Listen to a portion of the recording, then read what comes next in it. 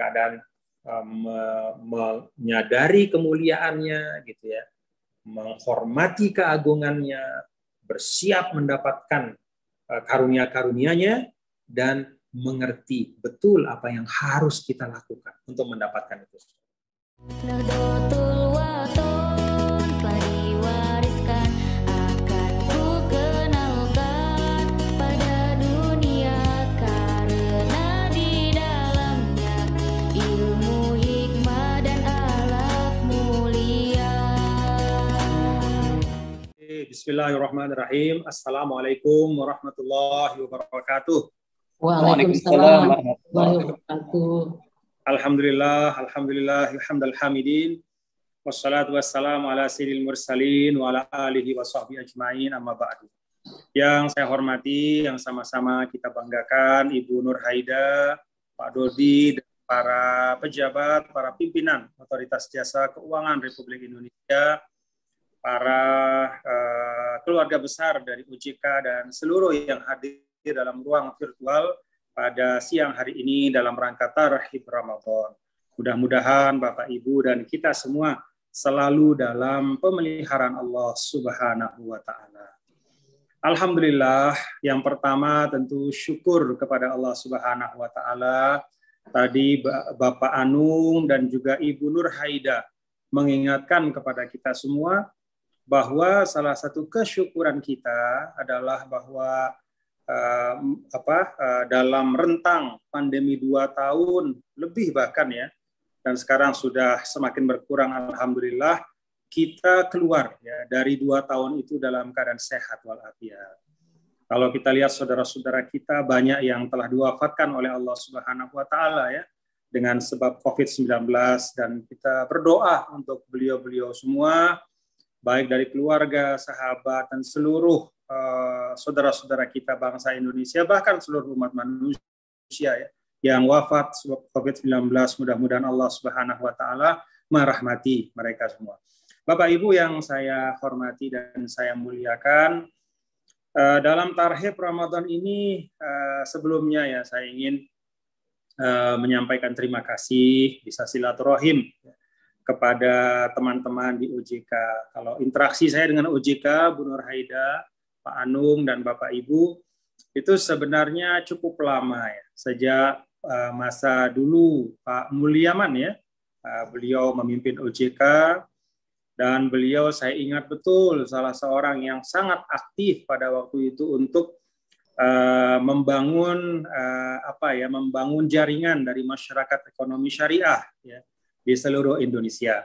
Dan kebetulan pada saat saya berkhidmat sebagai Gubernur Nusa Tenggara Barat, beliau juga mengamanahkan saya sebagai salah satu pembina dari masyarakat ekonomi syariah di Nusa Tenggara Barat. Demikian juga pada waktu itu saya ingat betul bahwa dalam ikhtiar kami di Nusa Tenggara Barat untuk mengkonversi bank daerah ya pada tahun 2015, saya ingat itu 2015-2016, salah seorang yang sangat suportif ya Bapak Ibu kepada kami, yang memberikan dukungan, memberikan support, kemudian memberikan masukan-masukan ya, adalah beliau Bapak Mulyaman Haddad sebagai Ketua OJK pada waktu itu, dan juga keluarga besar OJK. Jadi berkat asistensi dan dukungan dari OJK, maka alhamdulillah bank daerah kami pada waktu itu 2018 pada bulan September ya, alhamdulillah kemudian dapat secara penuh terkonversi menjadi bank syariah. Dan alhamdulillah saya ingin laporkan juga kepada Bapak Ibu di OJK bahwa pasca konversi bank daerah kami menjadi bank syariah penuh, itu alhamdulillah kinerjanya ternyata meningkat. Jadi ini membuktikan bahwa kalau kita memproses dengan baik ya, ternyata ekonomi syariah, perbankan syariah itu bisa berkontribusi terhadap ekonomi dan perbankan nasional. Jadi Bank Syariah NTB menjadi contohnya. Jadi sekali lagi terima kasih, demikian juga pada masa kepemimpinan Pak Wimbo yang pada masa sekarang ini dengan Ibu Nur Haida dan bapak-bapak para komisioner, kami juga merasakan dukungan yang sangat kuat, termasuk ya ini untuk saya pribadi juga ya dalam rangka amanah sebagai Wakil Komisaris Utama Bank Syariah Indonesia. Dalam proses fit proper saya banyak dapat masukan, kemudian juga dalam banyak hal ya dalam surat-surat dari OJK yang terkait dengan peningkatan kinerja Bank Syariah Indonesia. Saya pribadi dan kami semua di Bank Syariah Indonesia merasakan bahwa OJK memberi perhatian besar ya dan punya concern yang sama. Jadi sekali lagi terima kasih Bapak Ibu, Bu Nur Haida, ini walaupun di luar konteks tarhib ini ya, cuman saya perlu sampaikan sebagai terima bagian kasih Pak dari apresiasi kami kepada Bapak Ibu semua. Bapak Ibu tentang tarhib ya. Tarhib ini kan secara sederhana artinya menyambut ya. Nah, tarhib ini adalah tradisi yang sudah ada sejak zaman Nabi besar Muhammad Sallallahu Alaihi Wasallam. Jadi bukan baru-baru kita bikin-bikin, enggak, tapi dari masa Nabi. Walaupun memang ekspresinya berbeda-beda dari tempat ke tempat yang lain, dari waktu ke waktu yang lain, itu selalu ada perbedaan-perbedaan. Kalau di Mesir dulu saya, Bu Nur Haida, Pak Anung, dan Bapak Ibu itu tarhibnya biasanya dengan fawanis namanya. Jadi Bapak Ibu yang namanya fawanis itu lampu-lampu gantung itu loh, yang berwarna-warni di semua kampung di Mesir itu. Baik di kampung yang dihuni oleh masyarakat Muslim maupun bahkan di kampung-kampung yang diisi oleh masyarakat Koptik, ya Kristen Koptik gitu. Jadi kebahagiaan untuk menyambut Ramadan itu sudah menjadi khazanah kolektif ya dari masyarakat Mesir. Demikian juga saya rasakan di Indonesia juga ya. Ya tentu dengan ekspresi yang berbeda-beda, tapi kita semua mentarhib Ramadan. Orang mentarhib itu biasanya ucapannya itu ahlan wa sahlan wa marhaban. Jadi ahlan itu ungkapan sesuatu yang datang itu adalah sesuatu yang dekat dengan hati kita. Karena ahlan itu artinya keluarga ya. Jadi ahl itu artinya keluarga. Jadi orang atau sesuatu yang akan datang itu diandaikan dia adalah keluarga kita. Dia adalah bagian dari kita. Jadi ketika mengatakan ahlan wa sahlan wa marhaban ya Ramadan, itu artinya pertama Ramadan itu adalah bagian dari kita. Dia keluarga kita. Yang ibaratnya 11 bulan dia lagi pergi, nah kemudian setelah 11 bulan dia datang lagi kepada kita. Wah, kita sambut dengan apa ya, dengan syauq, dengan satu kerinduan gitu, dengan satu kesukacitaan.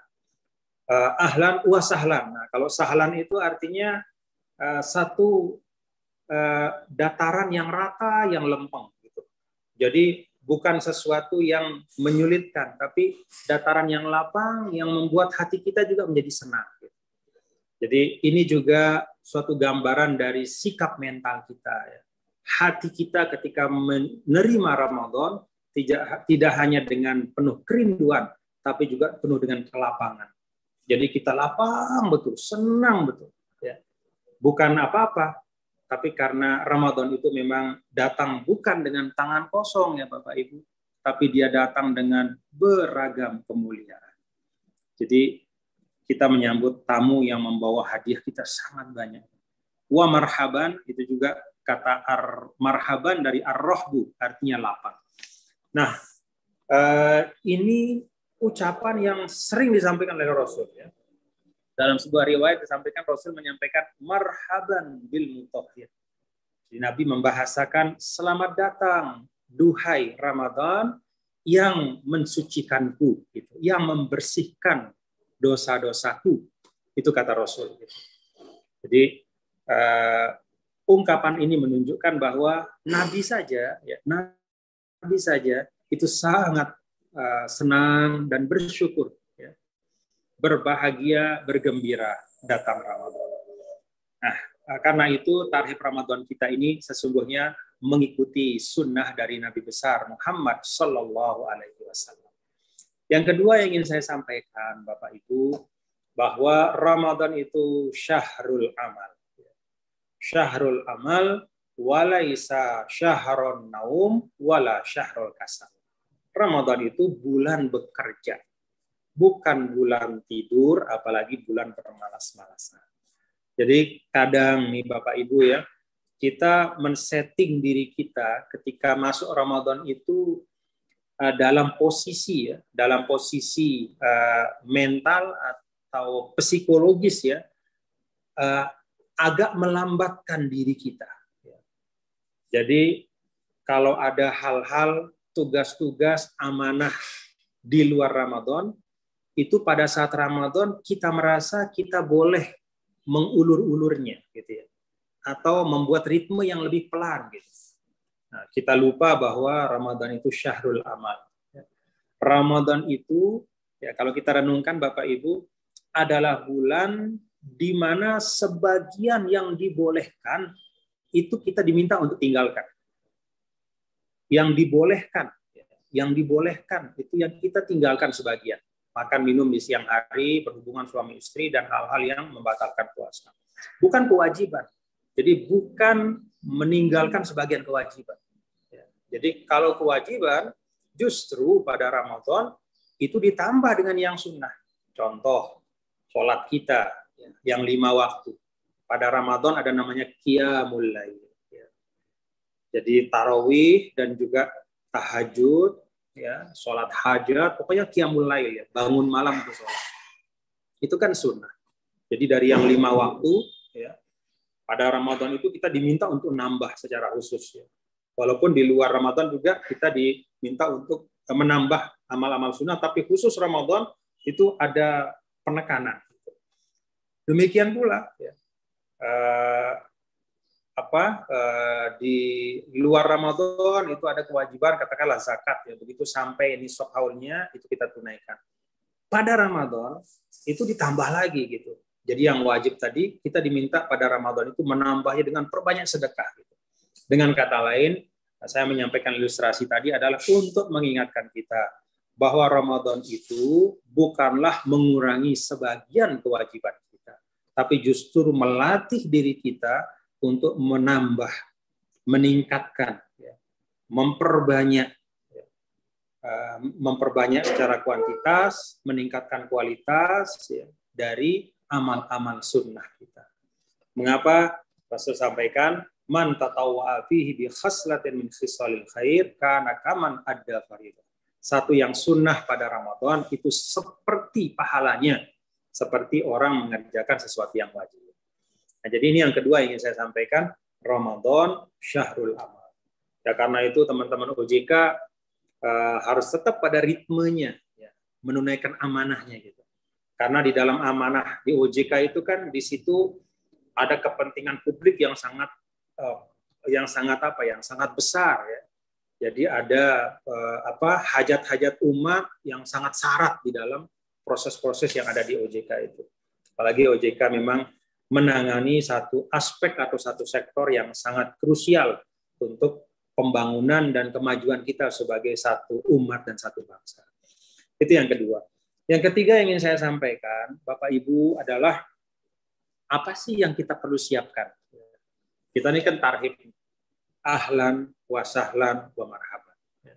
Tapi tidak cukup hanya dengan menampakkan kegembiraan, dengan bersukacita menghadapi atau menerima Ramadan.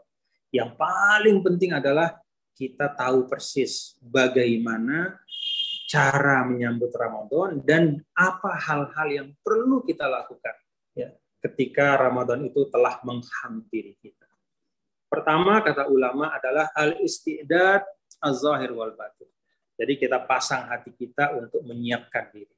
Ya Allah, kan ulama mengajarkan nih, yang namanya niat dan komitmen itu dalam hati, tapi bagus kalau dibantu sama lidah. Makanya kalau mazhab Syafi'i itu kalau sholat itu kan begitu, usolli fardhu zuhri gitu. Aku niat sholat fardu zuhur gitu kan, usolli, disebut usollinya, walaupun niat itu di dalam hati. Kenapa lidah itu mengucap? Karena lidah adalah sebaik-baik pembantu hati. Jadi menghadapi Ramadan juga begitu, Bapak Ibu, ya, kalau kata para ulama, pada saat kita semakin mendekat pada Ramadan itu kita banyak mewanti-wanti diri kita. Ya Allah, saya niat masuk Ramadan ini, bantu saya ya Allah. Gitu. Ya Allah, la haula wa la quwata illa billahil alil azim, tidak ada daya upaya kecuali dengan kekuatan darimu, ya Allah, yang maha tinggi dan maha agung. Jadi kita wanti-wanti diri kita. Apa tuh bahasanya, wanti atau apa tuh? Ya kalau bahasa-bahasa gampangnya kita jampi-jampi diri kita gitu Bapak Ibu ya. Kita bantu dengan ucapan supaya hati kita semakin mantap gitu. Kenapa ini perlu, kata para ulama? Karena memang setiap hal baik dalam Islam itu harus ada persiapan hati. Harus ada persiapan hati. Karena itu kan sebelum kita sholat misalnya Bapak Ibu ya, ada namanya wudhu. Gitu. Nah wudhu itu bukan sekedar membasuh 5 anggota badan, kata para ulama. Tapi yang paling utama adalah i'dad, yaitu menyiapkan diri. Jadi wudhu itu adalah proses menyiapkan diri. Jadi perlu kita secara sengaja menyiapkan diri kita. Ya mohon maaf kalau misalnya Bapak-bapak Ibu dalam karir, misalnya karir profesional ya, misalnya ada OJK buka rekrutmen misalnya pada tenaga-tenaga baru, kan begitu akan masuk rekrutmen pasti ada persiapan, baca modul, kemudian ikut drilling segala macam. Nah itu untuk urusan dunia kita. Apalagi kalau ini menyangkut sesuatu yang memang Allah siapkan, 1 dari 5 rukun Islam. Karena itu yang pertama perlu al-istidad az-zahir wal batin, kesiapan. Lalu yang kedua kata para ulama adalah adaul fawaid, menunaikan yang masih merupakan tanggungan kita. Khususnya kalau dalam konteks Ramadan adalah puasa yang pada Ramadan lalu itu ada yang tidak kita laksanakan. 1 hari kah, 2 hari kah, 3 hari kah, baik karena kita musafir, bepergian, yang menyebabkan kita kalau berpuasa terlalu capek, akhirnya kita berbuka, atau karena kita pernah sakit, ya, atau misalnya untuk perempuan, ya mohon maaf, misalnya sedang haid pada waktu itu, ada beberapa hari, atau sedang nifas misalnya, ya, atau sedang menyusui misalnya.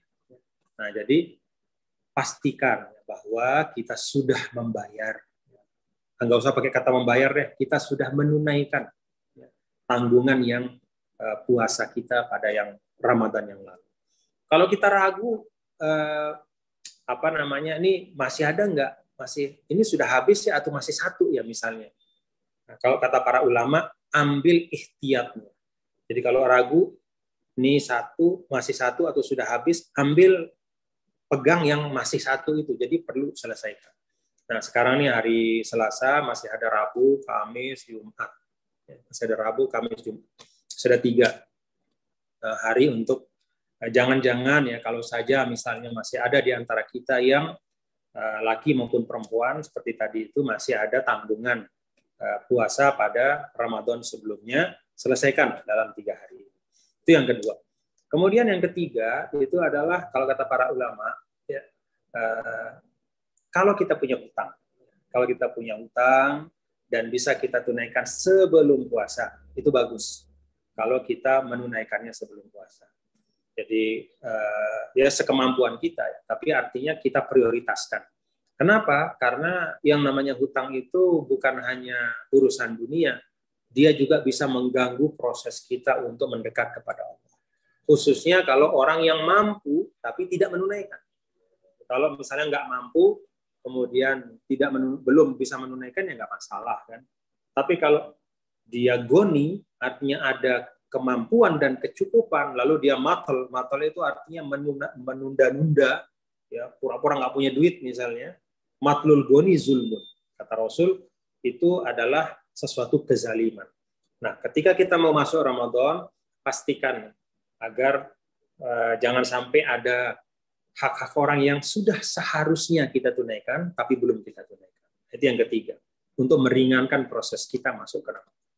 Kemudian yang keempat adalah memperbaiki hablum minannas. Ya, hablum minannas artinya ya saling memaafkan. Itu sebabnya kan di banyak tempat di masyarakat kita itu saling ziarahin, ya, saling mendatangi. Bahkan bukan hanya mendatangi yang masih hidup, yang sudah meninggal pun diziarahi. Orang tua, guru, kerabat, sahabat. Itu bagian dari proses agar hablum minan nas kita ya, itu bisa menjadi lebih baik sebelum masuk Ramadan. Kemudian yang keempat, yang kelima itu kita diminta juga oleh para ulama untuk al-ibti'ad anil mudirrat. Jadi jauhkan pola hidup, pola konsumsi, ya, pola interaksi yang negatif. Ya. Misalnya kalau pada sebelum Ramadan kita misalnya katakanlah bersosialisasi dengan banyak ke kafe gitu ya. Ini menjelang Ramadan kita minimalisir, alihkan ya, kepada hal-hal yang lebih sesuai dengan kemuliaan Ramadan itu. Jadi pola interaksi kita, kata para ulama, termasuk pola konsumsi kita, mengkonsumsi hal-hal yang bisa menyulitkan kita pada Ramadan, bisa mengganggu kesehatan, itu oleh para ulama al-mudirrat itu diminta untuk dijauhi. Kemudian yang keenam, al-iktsaru minal istighfar wa taubah, yaitu memperbanyak istighfar dan taubat. Jadi menjelang Ramadan ini astagfirullahalazim. Ya Allah, saya mohon ampun atas dosa-dosa saya, sengaja, nggak sengaja, saya ini maha lemah ya Allah, ampuni dosaku supaya saya bisa masuk Ramadan ini ya Allah dalam keadaan ringan. Ya, ringan saya bisa masuk ke dalamnya sehingga maksimal saya bisa memanfaatkan Ramadanmu ya Allah. Itu yang keenam. Dan yang terakhir kata para ulama yang termasuk sangat penting ya. Yang 6-6-nya tadi penting, tapi yang ketujuh ini sangat penting. Apa itu? Tafakuh. Tafakuh itu artinya mengerti, ya, mengerti tentang puasa. Nah, kita mengerti betul ibadah puasanya apa sih gitu. Kita tahu persis apa rukun, apa syarat puasa supaya puasa kita itu sah. Ya. Demikian juga kita mengetahui hal-hal yang bisa membatalkan ibadah, membatalkan pahala puasa kita. Jadi kan ada hal-hal yang membatalkan, ya, membuat pahala kita tidak sah. Ya. Ada juga hal-hal yang membatalkan pahala puasa kita. Kalau yang pertama ini terkait dengan hukum fikihnya. Kalau yang kedua ini terkait dengan hakikat puasa itu. Jadi jangan sampai kita secara fikih itu sudah sah semuanya. Ya. Kita paham misalnya rukun syarat puasa itu apa, berniat, kemudian menahan diri dari makan dan minum, dari segala sesuatu yang membatalkan puasa, ya. Kemudian tidak kufur, ya, tetap dalam keadaan iman Islam. Kita sudah tahu rukun-rukunnya. Kita kerjakan sesuai dengan rukunnya. Tapi ternyata ada hal-hal yang membatalkan pahala puasa. Itu kita kerjakan. Nah, jangan sampai seperti itu. Karena itu tafakuh ini penting. Ya. Dan saya berharap teman-teman di OJK juga ini kan ada rohisnya ya, juga memberikan perhatian di sini. Bagaimana kita bisa menjalani ibadah puasa itu dengan kemengertian dan kepahaman. Saya sering mengulang dan menyampaikan di banyak sekali tempat ya, Ibu Nur Haida, Pak Anun dan Bapak Ibu semua, bahwa sesuatu itu menjadi ibadah dalam Islam itu ada 4 syaratnya. Pertama, niatnya karena Allah. Kedua, prosesnya baik. Tidak ada di situ menzolimi orang. Tidak mengambil hak orang, prosesnya. Yang ketiga, esensinya juga baik. Artinya di dalam hal yang dia kerjakan itu memang menghasilkan sesuatu yang baik.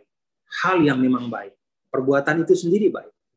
Dan yang keempat, kata para ulama, dilaksanakan dengan penuh kemengertian. Nah, ini yang keempat ini kadang-kadang kita sering lupa ya. Jadi kalau ada orang istilahnya datang ke masjid, ini misalnya ilustrasi saja nih Bapak Ibu. Datang ke masjid, niatnya mau sholat, ya, dari rumah memang niatnya mau sholat. Ya. Karena Allah datang ke masjid, lalu kemudian dia lihat di situ, begitu ada orang takbir, dia ikut takbir, orang ruku, dia ikut ruku, orang sujud, dia ikut sujud. Nggak ada kemengertian di situ. Maka kata para ulama itu bukan ibadah yang baik. Jadi ibadah itu ada 4 hal yang harus terpenuhi. Ya. Yang terakhir, yang keempat ini sangat penting. Ya. Sangat penting. Ya. Bahkan seorang ulama itu pernah menyampaikan, wa kullu man bi ghairi ilmin ya'malu a'maluhu mardudatun la tuqbalu. Siapa saja yang melakukan satu amal tanpa ilmu, maka amalnya itu akan tertolak, tidak diterima. Nah, ini penting sekali. Nah, karena itu sekali lagi saya berharap ya, hal yang ketujuh yang terakhir itu tafakuh, mengerti tentang fikih puasa. Dan alhamdulillah ya Bapak Ibu yang saya hormati, teman-teman OJK, sebenarnya sekarang ya, masa-masa sekarang ketika ledakan informasi era digital ya, sesungguhnya kalau kita punya kemauan saja, maka insya Allah kemengertian itu akan dapat kita peroleh. Jadi sumber-sumber pembelajaran itu sudah sangat luas, ya. Sudah sangat terbuka begitu. Kalau dulu orang mau ngaji fikih puasa, dia mesti pergi ke pesantren, mesti buka kitab, mesti ngaji sama kiai. Kalau sekarang enggak, dari kantornya Bu Nur Haida bisa buka di handphone, googling. Ya. Kemudian Pak Anung juga. Jadi kita bisa menggoogle sekarang. Walaupun tetap saja memang pengetahuan yang diterima atau informasi yang diterima di Google itu ya perlu dikonfirmasi kepada guru ya. Tetapi paling tidak relatif itu memberikan kita insight, memberikan kita wawasan, memberikan kita dasar pengetahuan. Nah, ini penting sekali. Ya, fikih puasa itu penting sekali Bapak-bapak Ibu pada saat tarhib Ramadan ini supaya sekali lagi kita bisa masuk ke dalam bulan suci Ramadan dengan hati yang baik, kaki yang sudah diringankan, kemudian beban-beban di pundak kita juga dengan taubat istighfar sudah diringankan oleh Allah. Dan kita masuk dengan penuh percaya diri dan kesyukuran karena kita punya kefahaman. Kita punya kefahaman. Nah, ini penting. Jadi gini, Bapak Ibu, ya ini sekedar saja ya, sekedar ilustrasi saja. Ilmu dalam Islam itu ada dua, Bapak Ibu. Ada yang pertama itu yang paling penting namanya ilmu hal. Ilmu hal itu adalah pengetahuan ilmu tentang segala sesuatu yang memang kita sudah harus mengerjakan. Contoh, ilmu tentang sholat. Nah, itu semua orang yang muslim, mukmin itu yang sudah akil balik, dia harus tahu ilmu tentang sholat. Kenapa? Karena dia harus mengerjakan sholat 5 waktu, sehari semalam, tanpa kecuali. Laki, perempuan semua. Itu namanya ilmu hal. Ada juga dalam Islam itu, ya, misalnya ilmu tentang haji. Ilmu tentang haji itu tidak wajib detailnya diketahui kecuali oleh orang yang mau naik haji. Jadi kalau yang belum naik haji, secara umum ya ilmunya adalah ilmu secara umum bahwa haji itu rukun Islam yang kelima yang wajib ditunaikan bagi orang yang telah mendapatkan istitoah atau mampu begitu kira-kira dan memenuhi syarat-syaratnya. Tapi bagi yang mau naik haji, maka dia harus belajar fikih haji. Bagi orang itu ilmu tentang haji secara detail menjadi fardu ain, jadi wajib buat dirinya. Gitu. Bagi yang belum haji ya enggak. Gitu. Nah sama dengan orang yang mau masuk ibadah seperti kita nih mau melaksanakan puasa Ramadan, maka ilmu tentang puasa Ramadan itu tentang puasa dan tentang Ramadan itu menjadi ilmu hal, itu yang sesuatu yang harus kita ketahui. Gitu. Jadi itu termasuk ilmu hal. Termasuk juga ilmu hal dalam Islam adalah ilmu yang membantu kita untuk melaksanakan profesi kita. Jadi bagi insan OJK, ilmu halnya dalam konteks profesional adalah semua ilmu yang diperlukan untuk melaksanakan tugas di OJK itu jadi fardu ain. Karena itu kalau ada insan OJK yang malas-malesan atau tidak kompeten, dia keliru juga. Gitu. Artinya dia tidak melaksanakan ilmu hal itu. Gitu. Ada yang kurang dari kewajibannya. Nah, ini sekadar ilustrasi tentang ilmu dalam Islam. Nah, bagi kita karena akan masuk ke dalam Ramadan, maka ilmu tentang puasa itu penting. Syarat-syaratnya, rukunnya, kemudian wajib untuk siapa, diberikan keringanan juga untuk siapa, kemudian apa hal-hal yang bisa membatalkan pahala puasa. Ya. Walaupun sah secara fikih, tapi nggak ada pahalanya. Itu ada hal-hal yang bisa menyebabkan. Ya, kalau kata ulama yang pertama ya tentu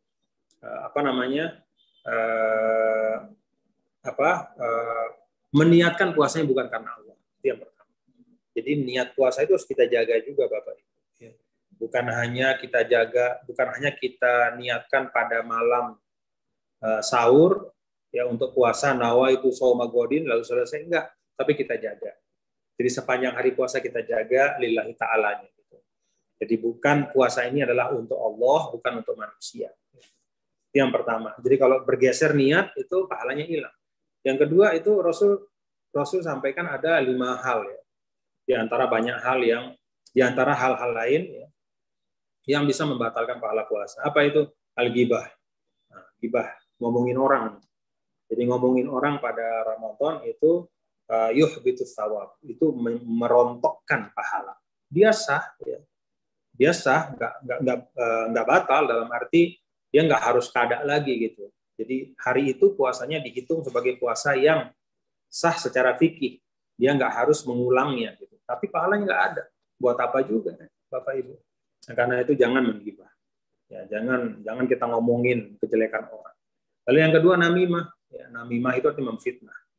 Nah, ini kalau sekarang fitnah itu bukan hanya di mulut tapi di jari. Karena itu saya minta kita semua betul-betul kalau sayang sama puasa kita, dan bahkan bukan hanya puasa, bukan hanya Ramadan, tapi kalau kita sayang sama amal kita, mari pastikan kita men-sharing sesuatu yang memberikan manfaat.